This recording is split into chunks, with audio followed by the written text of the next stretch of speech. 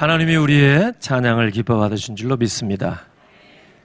찬양대원 가운데 한 분이 이제 수요일 날에 대구로 이사를 가셔서 오늘 우리 교회 찬양은 마지막인데 이성훈 집사님 한번 일어나 보세요. 이제 막 열심히 우리 교회 봉사도 하고 성도들과 정이 딱 들었는데 그만 멀리 이렇게 가시게 돼서 좀 아쉽게 됐습니다. 우리 이성훈 집사님과 이민지 집사님이 2부 예배 참석을 하시고 또 주일학교의 자녀들이 소리와 리나죠. 이제 네 가족이 수요일 날 이제 이사를 되고 멀리 이렇게 가시게 되고 우리 마음은 빨리 거기 갔다가 조금만 일하고 다시 서울로 돌아오시기를 바랍니다마는 또 뜻한 바 있으시고 기도한 바 있으셔서 이제 가시는데 우리 집사님과 가족들 또 이제 계획에 하나님이 함께 하시도록 그동안 우리 함께 신앙생활하고 함께 찬양대 이렇게 잘 섬겨주셔서 감사한 마음으로 우리 이 시간 박수로 한번 축복하겠습니다.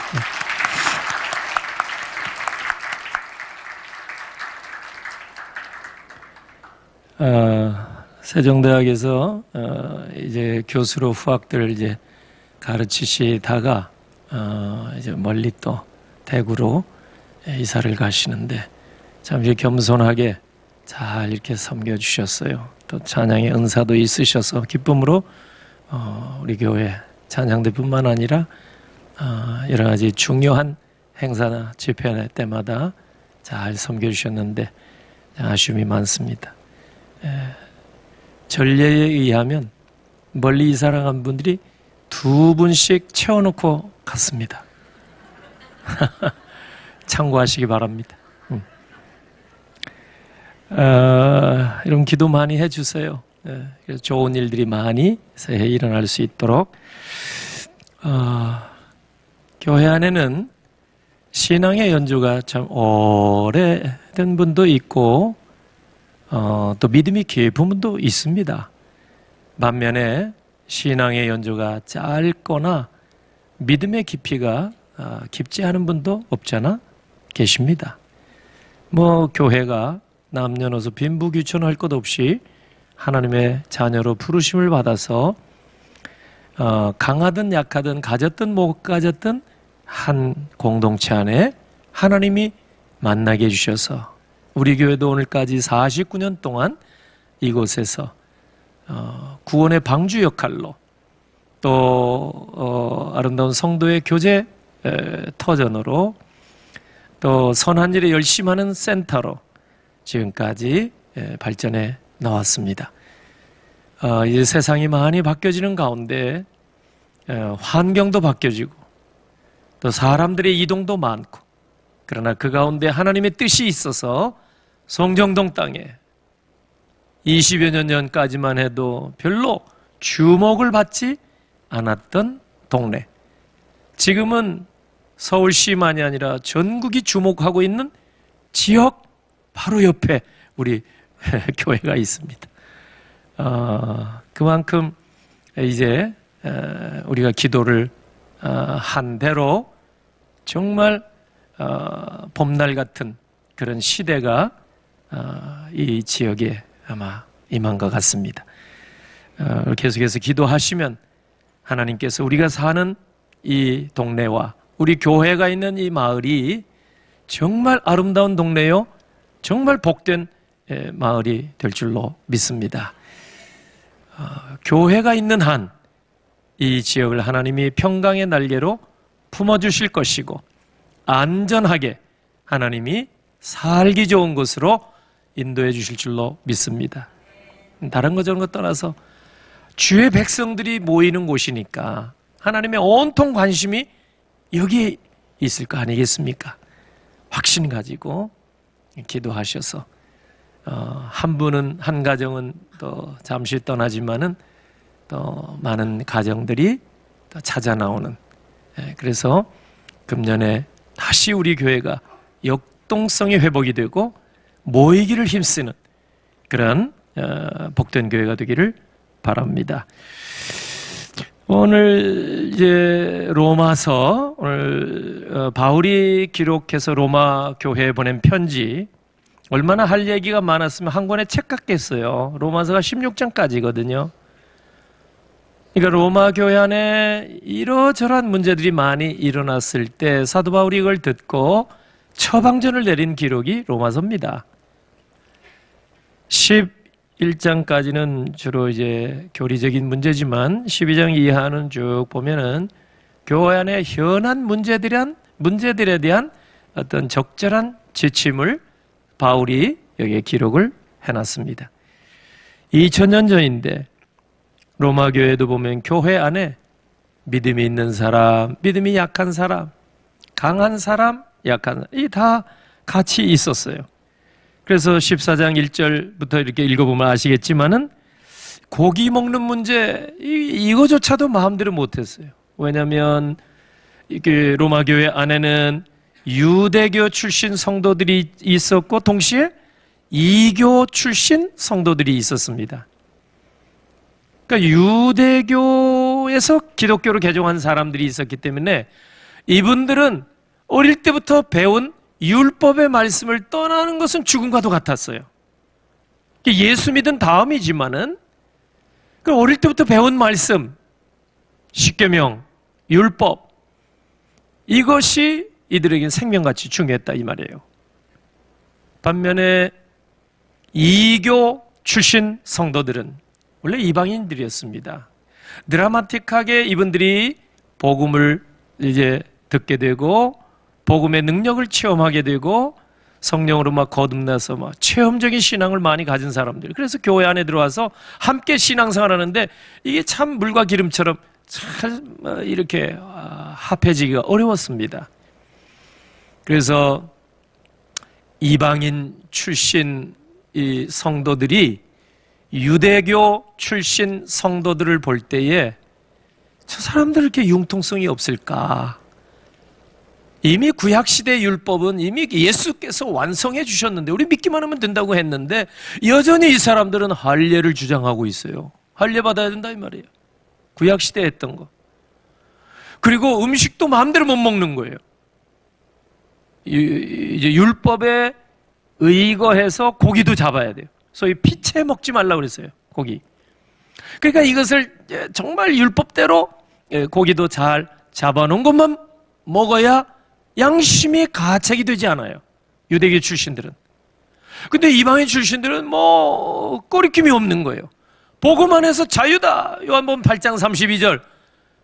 이제는 진리가 너희를 자유케 하리라. 예수님 말씀해 주셨으니까 유대교 출신 성도들이 볼 때 이교 출신 성도들은 너무 좀 방종하는 거 아닌가? 너무 많이 자유롭지 않은가? 그러니까 이방인 출신 성도들이 유대인 출신 성도들을 볼 때는 아직도 율법에 얽매여서 힘들게 이렇게 융통성 없이 사는 그런 사람들. 반면에 유대인 출신 성도들이 보면은 이교도 출신 성도들은 역시 영적인 근본이 없는 자들이구나. 이런 눈초리로 이제 그러니까 갈등이 있을 수밖에. 그러니까 이것이 지금 분열까지 가지는 않았지만 이런 소식을 바울이 들을 때 얼마나 마음이 아파요? 그래서 펜을 든 겁니다. 그래서 하나하나 한 문제 한 문제 처방을 이렇게 하고 있습니다. 이와 같은 갈등 문제는 이미 사도행전 15장에 보면은 예루살렘 교회에서 총회로 모여서 다 다뤘어요. 결론을 냈습니다. 할례 문제. 여전히 우리가 예수 믿어도 할례를 받아야 되느냐? 세례 받으면 됐지. 구약시대 율법인 그걸 지금도 지켜야 되느냐? 이것 때문에 적지 않은 싸움 갈등이 있었는데 예루살렘의 사도들과 교회 지도자들이 모여서 야고보, 예수님 동생 야고보가 총회장으로 모든 문제를 다 다뤄서 결론을 냈습니다. 야고보가 참 지혜롭게 했어요. 그러니까 양자 서로 주장이 있을 거 아니에요? 이걸 정말 조화롭게 균형을 갖춰서 절충 안으로 잘 결론을 냈어요. 그래서 할례는 구원에 더 이상 필요하지 않다, 이 결론을 냈어요. 이거 어찌 보면 이교 출신 성도들의 손을 들어준 거예요. 유대교 출신 성도들은 여전히 할례를 주장하고 있는데, 아니다, 복음에 따르면 더 이상 할례는 필요 없다. 예수 안에서 세례받으면 되지. 구원받기 위해서 할례 받을 필요는 없다. 정확하게 성경 말씀대로 결론을 냈습니다. 이렇게만 하면 여러분 또 어떻게 되어 있어요? 유대교 출신 성도들의 상처될 수 있잖아요. 균형을 이루어야지. 그래서 또 하나 결정한 게 뭐냐면, 이교도들의 관습은 멀리할 것. 이제 음행의 일, 자유분방했던 사람들이, 이방인들. 그 다음에 이제 목매 가지고 죽은 짐승들, 고기들, 이 먹는 거, 이런 거 이교 풍습이다 이 말이에요. 그리고 피를 마시는, 피를 먹는 거, 이교 풍습입니다. 제가 대학 다닐 때 친구와 함께 자취했는데, 이 친구가 홍성 사람이에요. 토요일날 할아버지가 오라고 그래가지고 시골에 갔다 오더니 얼굴이 벌게가지고 왔어요. 그래가지고 옷을 막 벗어 제끼고 막 덥다고. 무슨 일이냐 했더니 할아버지가 오라 그래가지고 사슴피를 한 병 주셔가지고 그거 다 마시고 왔대. 이 사슴피만 마신 게 아니에요. 보니까 피가 엉기니까 그 소주에다가 피를 섞어가지고 사랑하는 손주에게, 몸이 약하니까 너 이거 먹어야 된다 해가지고 그걸 한 병 마시고 왔으니까 얼마나 몸에 막 열이 펄펄 나지. 나는 추워 죽겠는데. 그래가지고 밤새 이 친구는 이불을 집어차고 막 떼굴떼굴 굴러다니고 괴로웠던 것 같아. 술을 못하는 사람이 알코올 타가지고 사슴피를 했으니, 이 이교 풍습입니다. 이교, 피채 먹는 거. 그러니까 율법에는 금지된 거예요. 그러니까 이런 것은 하지 말 것. 그러니까 이교도 출신 교인들은 좀 조심해라, 이 얘기를 한 거예요. 이 몇 가지 더 있습니다.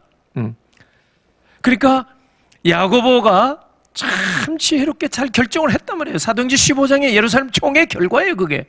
그런데 로마 교회 안에 들어가 보니까 여전히 지금 갈등이 지금 일어나고 있다, 이 얘기 아닙니까? 갈등이 없어지지 않은 거예요. 여전히 이교도 출신 성도들과 유대교 출신 성도들 간에 보이지 않는 갈등이 많이 나타나 서로 업신여기기도 하고 서로 비판하고 비난하고. 그래서 10절 보세요. 네가 어찌하여 네 형제를 비판하느냐. 이거는 교회 밖에 사람들 얘기도 아니고 교회 안에 서로 믿음의 형제들끼리 이야기입니다. 한쪽에서 다른 쪽에 네가 어찌하여 네 형제를 비판하느냐, 어찌하여 네 형제를 업신이 여기냐. 우리가 다 하나님의 심판대 앞에 서야 될 몸들인데 우리가 형제를 심판해서는 안 된다. 왜? 우리가 심판자가 아니니까. 심판자는 야고보 4장 2절 보니까 오직 하나님 외에는 없다, 이렇게 얘기를 했습니다. 그러므로 너는 누구에게 네 이웃을 판단하느냐, 함부로 판단하느냐. 때가 되면 모든 사람이 하나님의 심판대 앞에 서게 되리라. 그 네가 틀렸다, 내가 맞다, 이렇게 말하는 것은 결국 내가 최종 판단자, 판결자, 심판자라는 얘기예요. 교회 안에서 모든 분열과 다툼은 여기에서 비롯이 되는 거예요. 내가 판단자예요. 내가 기준이에요. 너는 틀렸고 나는 맞고. 이거 여기에서 나오는 게 뭐예요? 다툼과 분열입니다. 예수님께서 마태복음 7장 1절 2절 보니까 비판을 받지 아니하려면 비판하지 말라. 너희의 그 비판으로 너희가 비판을 받을 것이고 너희의 헤아림으로 바로 너희가 하나님 앞에서 헤아림, 계산, 결산을 받게 될 것이라. 그래서 비판은 심판을 낳게 되고 심판은 정죄를 낳게 됩니다. 정죄. 정죄를 받으면 어떻게 돼요? 분열이죠. 정죄는 분열을 만들어냅니다. 그러므로 형제를 비판하지 말라. 바울이 로마 교회를 향해서 간곡하게 당부하는 말씀입니다. 여러분, 바울이 데살로니가 교회에 보내는 편지를 보면 2장 11절을 보면은 권면하고 위로하고 경계하라고 그랬어요. 이건 필요한 거예요. 그러나 비판은 하지 마라 이 말이에요. 더 구체적으로 얘기를 하면 비난입니다. 비난. 예, 건전한 비판 쉽지는 않지만 그거보다 비난하지 말라 이 뜻입니다. 그래서 13절 보면은 본문 13절 그런즉 우리가 다시는 서로 비판하지 말고 비판하지 말라고 했어요. 도리어 부딪힐 것이나 거칠 것을 형제 앞에 두지 아니하도록 주의하라. 여기 이제 로마서 14장 1절 보면은 믿음이 연약한 자를 너희가 받으라고 했어요. 받아주라. 그 의견을 비판하지 말라. 왜? 바로 다음 장 로마서 15장 7절 그러므로 그리스도께서 우리를 받아 하나님께 영광을 돌리신 같이 너희도 서로 받으라. 할렐루야. 예수님이 우리를 받아주실 때 조건 따지지 않았어요. 너 이것 때문에 안 돼. 우리를 배척하지 않았어요. 그냥 조건 없이 무조건적으로 하나님의 선택도 그렇지만 우리를 받아주셨단 말이에요. 그러므로 이렇게 하나님의 믿음의 공동체에 와서 영생을 선물로 받고 구원을 받은 우리들 아니냐. 그런데 우리끼리 서로 배척하고 비난하고 비판하고 업신여기면 되겠느냐. 너희 한 사람 다 예의 없이 다 예수님이 거저 받아주셨는데 다 거두어 주셨는데 서로 업신여기고 뭐 대단하다고 또 잘 못나면 얼마나 못났다고 비판하지 말라. 참 주님이 이 말씀을 많이 가르쳐 주셨어요. 비판하지 말라. 산상설교 하실 때부터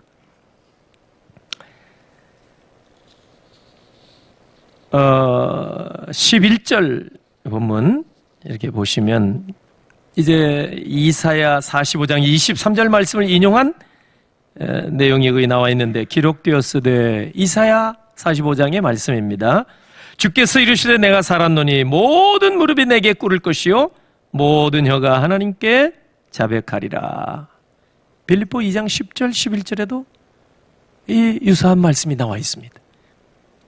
그게 무슨 말씀이냐면 장차 우리가 다 하나님의 심판대 앞에 서게 된다 이 말이에요. 예. 그래서 12절 강조하는 말씀이 12절 한번 같이 읽어보겠습니다. 이러므로 우리 각 사람이 자기 일을 하나님께 짓고 하리라. 아멘. 짓고 한다는 말은 물론 1차적으로는 직접 보고한다 이 뜻이 있긴 있습니다만 원문의 뜻을 보면은 personal account 개인적으로 이제 설명해야 한다 이 뜻입니다. 짓고 하리라.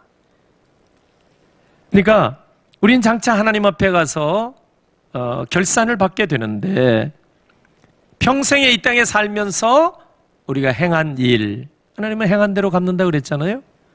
그리고 평생 이 땅에 살면서 우리 한 말 그러니까 언어 행실 언행 심사에 대해서 장차 하나님 앞에 우리가 서게 되는 날 하나님이 한 사람씩 신문하리라.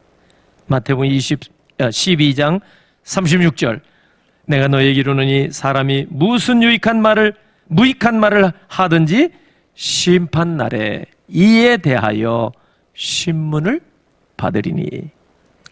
하나님께서 신문하신대. 우리의 이 땅에 사는 동안 한 말, 한 행동. 그러니까 말 한마디, 행동 한 가지 막 해서는 안 된다. 그 말 아니겠습니까?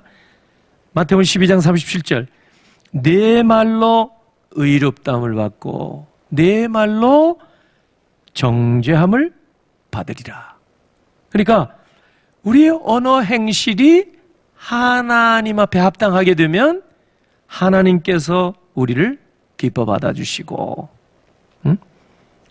그러나 우리의 언어 행실이 하나님 앞에 기쁨이 되지 못한다면 그대로 정죄를 받는다.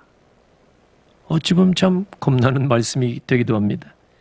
그래서 바울이 에베소 교회를 향해서 이제 에베소 4장 29절에 한 말 보니까 무릇 더러운 말은 너 입 밖에도 내지 말고 오직 덕을 세우는 데 소용되는 대로 선한 말을 하여 듣는 자들에게 은혜를 끼치게 하라. 은혜를 끼치게 하라. 여러분, 이웃에게, 우리 교회 성도들에게 여러분 무엇을 통해서 은혜를 끼칠 수 있다고 생각하십니까? 맛있는 밥을 사주면 입이 벌어지고 아이고 그러면 은혜를 끼쳤을까요?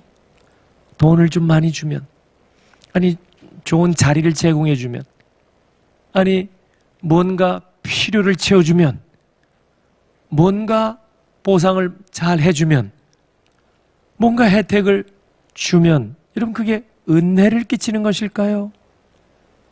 적어도 오늘 본문의 말씀을 보니까 은혜를 끼치게 하라. 근데 초두에 뭐라고 그랬어요?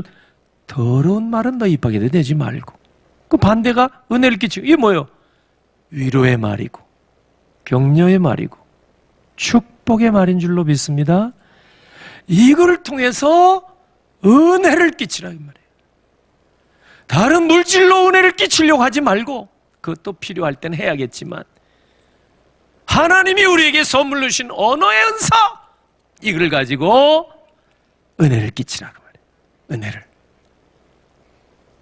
부모와 자녀에게, 부부지간에도, 우리 성도지간에도, 이웃지간에도. 여러분, 우리가 하나님의 자녀로 이 세상에 살면서 제일 먼저 잘 해야 할 일이 언어 생활인 줄로 믿습니다.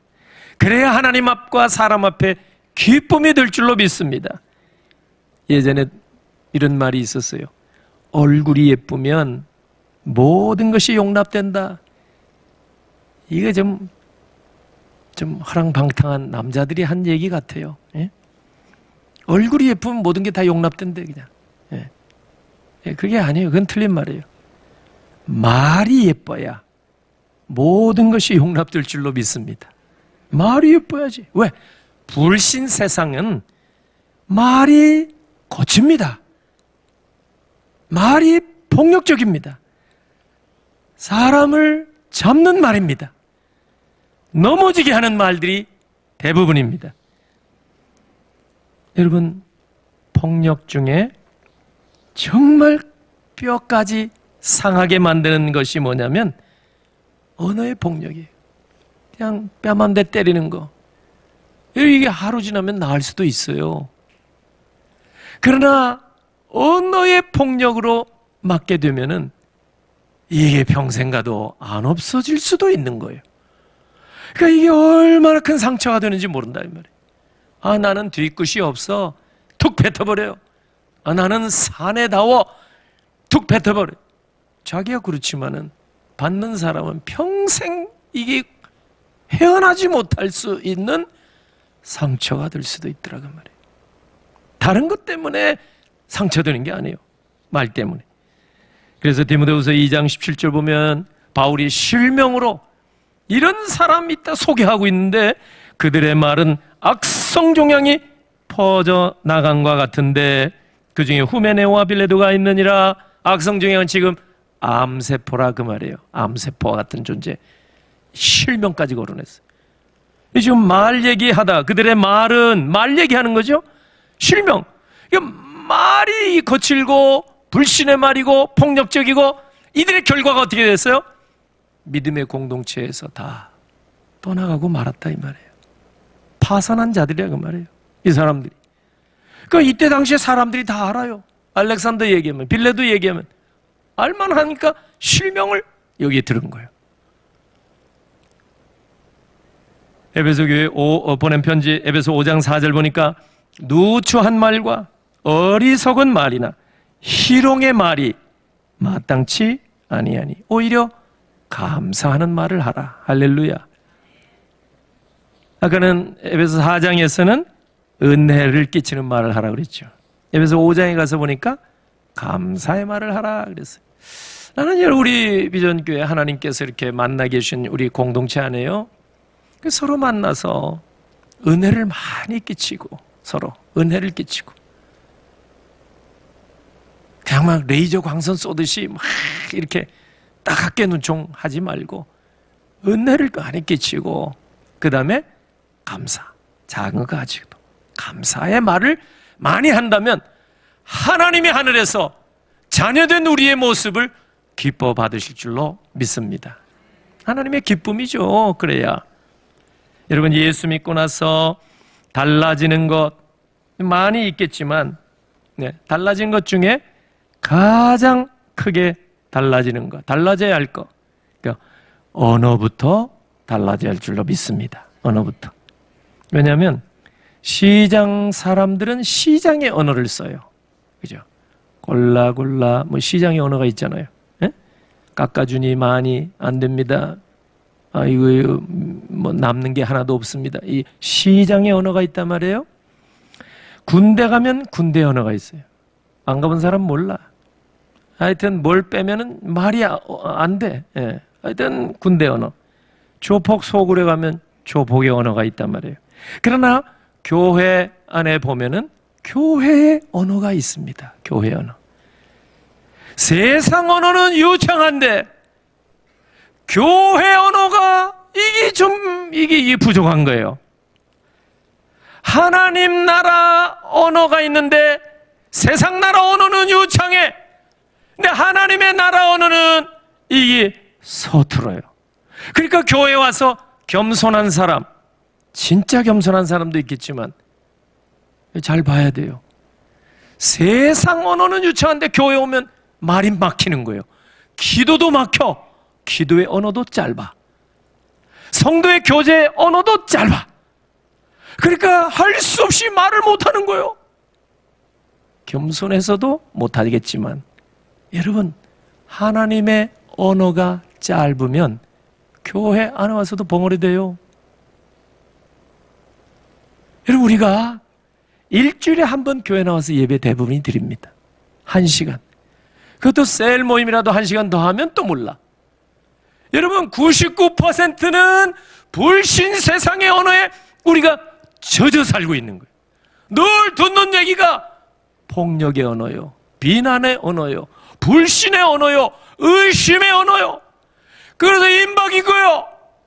교회 와서 겨우 1시간 하나님의 언어를 그제서야 들으려니까 이게 들리지도 아니하고 봐도 보이지도 아니하고. 여러분, 어떻습니까? 그러니까 하나님 뵙는 게 불편해요.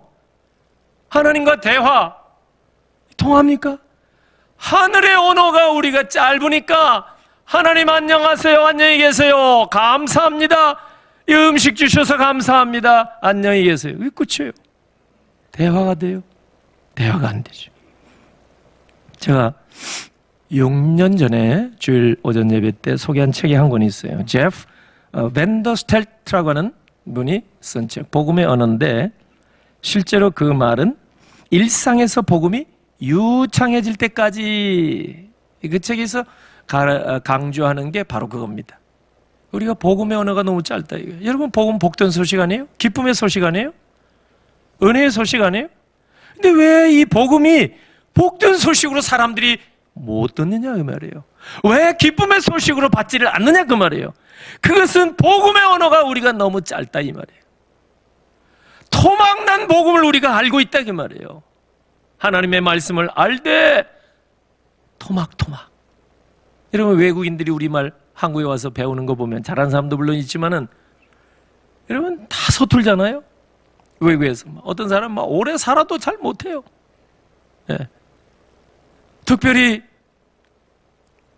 이 주격 조사가 은는이가 이렇게 붙이는 건 우리는 모국어니까 막 그냥 뭐 무의식적으로도 나오잖아요. 그러니까 선생님이 오신다 이 말을 우린 그냥 하잖아요. 보고도. 근데 외국 사람들은 선생님 여기 은는이가 뭘 붙여야 될지 선생님은 오신다. 선생님가 오신다. 이게 아주 어렵다는 거예요. 이 주격 조사 붙이는 게. 우리는 쉬운데. 그잖아요? 그러니까 어떻게 해요? 단어만 열고 하는 거예요. 선생님 오신다. 이렇게. 네. 어린애 언어예요. 어린애 언어. 그게 토막 언어란 말이에요. 그러니까 하나님과 대화할 때도 뜻은 알지. 우리가. 그렇게 간단히 얘기해도 예, 우리는 알아들어요. 하나님 앞에 기도할 때 하늘의 언어로, 기도의 언어로, 여러분 말씀의 언어로 우리 하나님과 대화를 나누요. 하나님 다 알아들으세요.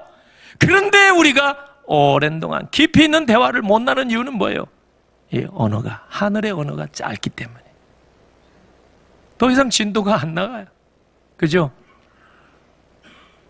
선생님 오신다. 그 다음에 잘 못해.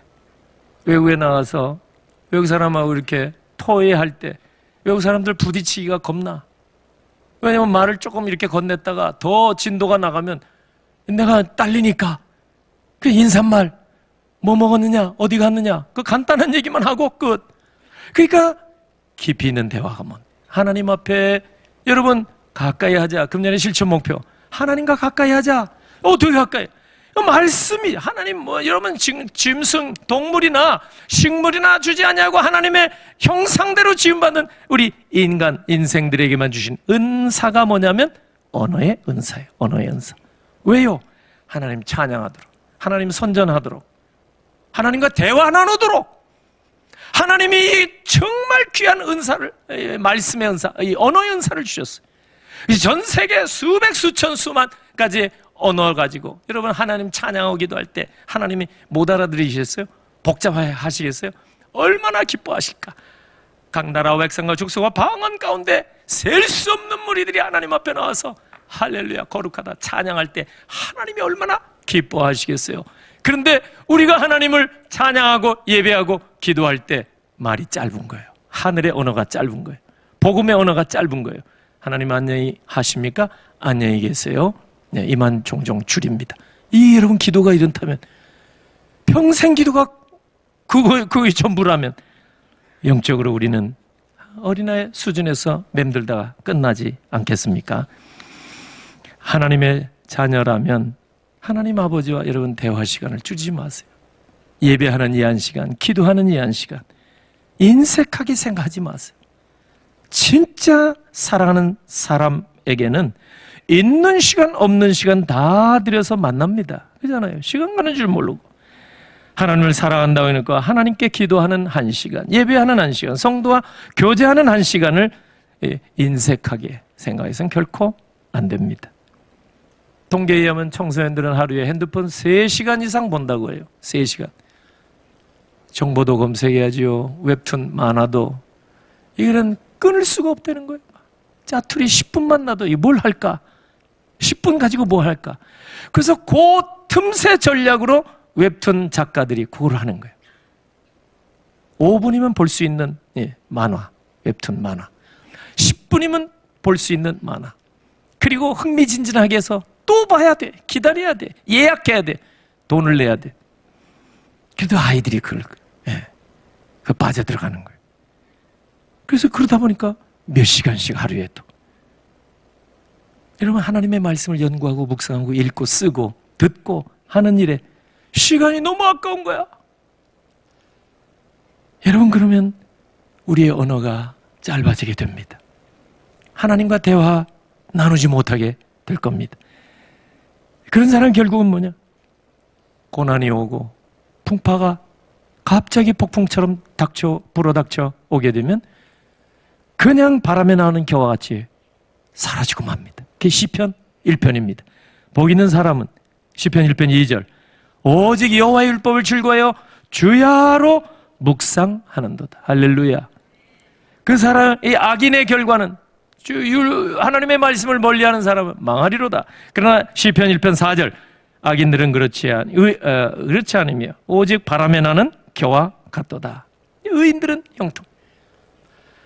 하나님의 말씀이 짧은 사람들은 결국 고난이 이렇게 불어닥치고 어려움의 풍파가 닥치게 되면 그냥 바람에 나는 겨와 같이 그냥 떨어져 나가는 거예요. 그게 알렉산더와 빌레도라고 사도 바울이 증거를 했습니다.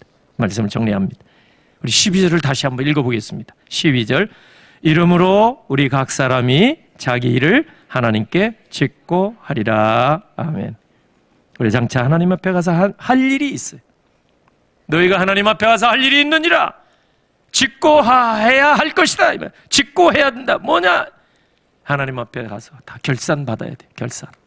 결산. 평생에 이 땅에 살면서 우리의 언어, 행실, 하나님은 행한 대로 보응하신다고 그랬었어요. 보통 문제가 아니죠. 대충 살아서는 안 되겠네요. 막말을 해서는 안 되겠네요. 막 행동을 해서는 안 되겠네요. 그렇죠. 하나님의 자녀로 부르심을 받았으니 구별되지 않겠어요? 그리고 무엇보다도 우리는 이제 정말 하나님 앞에 결산할 자리라는 사실 생각하시고 이제 어떻게 하나님께 가까이 할 수 있을까?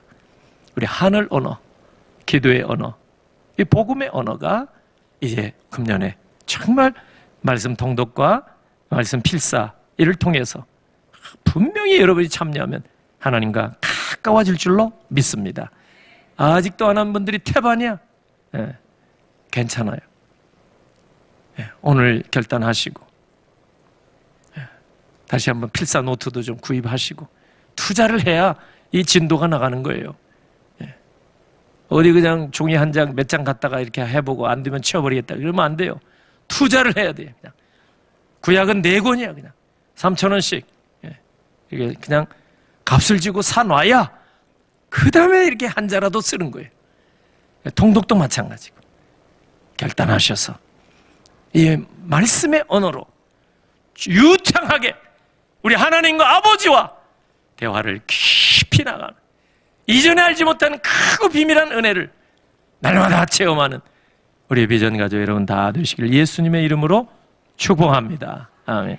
기도하겠습니다. 하나님 아버지 은혜를 감사합니다. 이 아침에 주신 말씀 감사합니다. 벌써 2월 중순도 지나갔지만 다시 한번 마음을 추스려서 복음의 언어에 유창하게 하시고 기도의 언어, 하늘의 언어가 유창하게 하셔서 하나님과 대화가 깊어지게 하시고 하나님과 만나는 그 기도의 시간이 기쁨의 시간이 되게 하시옵소서. 세상에 할 수 없는 크고 비밀한 은혜를 날마다 체험하는 복된 백성들이 다 되게 하옵소서. 오늘 하나님 앞에 예물 올려드립니다. 창업 1주년 감사하며 귀한 가정 강단 헌화 올립니다. 멀리 대구 이사 이제 준비하며 하나님 앞에 그동안 인도함을 받고 여기까지 나오심 감사하고 이제 이후의 길도 하나님께 맡기며 믿음으로 헌화하며 영광 올리오니 받으시고 그 길을 하나님 친히 구름 기둥 불 기둥으로 인도하여 주시옵소서. 건축 예물, 감사 예물, 10의 1조 하나님 앞에 구별된 모든 예물 올리오니 받으시고 손길들 위에 꼭 필요한 은혜와 복으로 채워 주시옵소서. 이 자리 사모하지 나오지 못하고 병상에서 군문 지방 해외에 흩어져서 함께 마음으로 영으로 온라인으로 예배에 참여하는 귀한 심령들 속속들이 모든 환경이 바뀌어지고 열려져서 대면하여 함께 예배하는 그날이 속겨오게 하시옵소서. 오늘 여러 가지 아버지 하나님 슬픔 후에 또 여러 가지 이제 군 입대를 앞에 놓고 또 하나님 앞에 기도하며 이 시간 영광 올립니다. 또 졸업하고 감사하여 영광을 올립니다. 이 모든 감사의 제목을 예물과 함께 받아 주옵소서. 축복하옵고 예수님의 이름으로 기도하옵나이다. 아멘.